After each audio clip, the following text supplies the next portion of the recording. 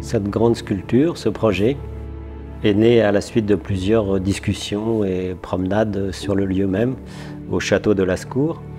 Dans un premier temps, il fallait vraiment s'imprégner de ce lieu-là. Je suis le troisième artiste invité dans ce lieu chargé d'histoire. Il y avait déjà une installation de Nil Sudo, également un très beau bronze de Parvin Curie. Je travaille depuis très longtemps en tant que peintre le thème des falaises.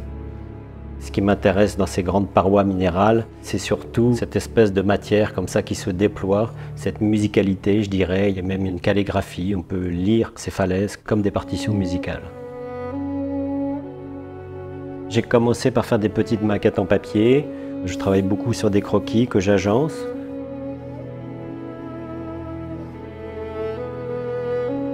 Ensuite vient le travail de la terre.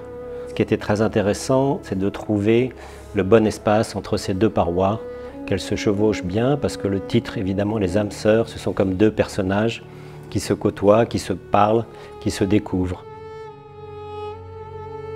L'original de la pièce, c'était un plâtre, un très grand plâtre.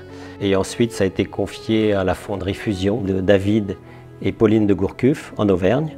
Il y a d'abord eu la réalisation de la cire, la coulée, ensuite la ciselure et enfin la patine pour donner la couleur originale souhaitée.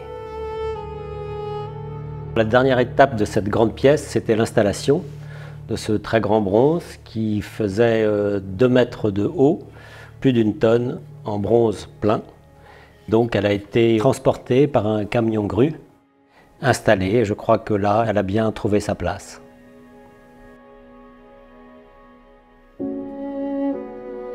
Pour avoir eu la chance d'exposer le travail de Stéphane depuis maintenant pas mal d'années, j'ai eu le privilège d'assister à ce moment où Stéphane Erwan Dumas est passé de la peinture à la sculpture, voir ce grand bronze incroyable de 2 mètres de haut sortir de la fonderie. Il y a un côté magique, on a l'impression de se retrouver avec les premiers fondeurs de bronze il y a 2000 ans, les Romains amenant une pièce monumentale à Nîmes. Et jusqu'au bout, c'est une aventure, c'est-à-dire que transporter une telle pièce, trouver sa place et se dire que l'emplacement que l'artiste a choisi était finalement l'endroit idéal pour l'apprécier pleinement et tourner autour, la voir poser dans l'herbe, enfin, il y a une forme d'émotion au fond.